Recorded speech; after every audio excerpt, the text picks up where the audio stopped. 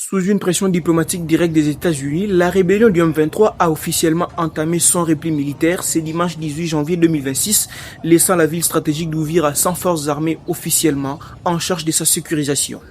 Présenté comme une avancée dans les cadres des discussions en cours, ces retraits devaient ouvrir la voie à une transition encadrée, censée rassurer les populations civiles et consolider les efforts diplomatiques engagés entre les différentes parties.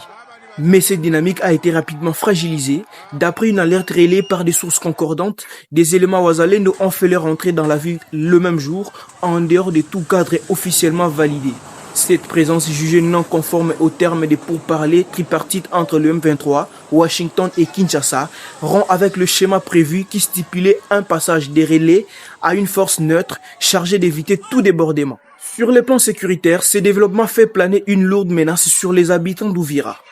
L'absence d'une autorité clairement identifiée et reconnue ouvre la porte au règlement des comptes, aux bavures et à une confusion armée aux conséquences potentiellement graves pour les civils. Dans un contexte déjà marqué par la méfiance et la fatigue des populations face au cycle des violences, ces vides sécuritaires pourraient rapidement dégénérer en vue d'une nouvelle spirale d'instabilité. Au-delà du terrain, l'enjeu est aussi diplomatique et politique.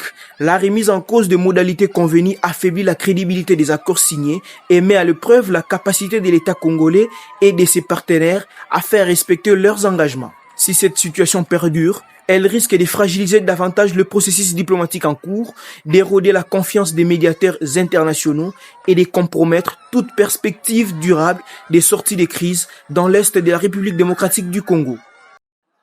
Waliacha wazi, wale watu wanashangilia.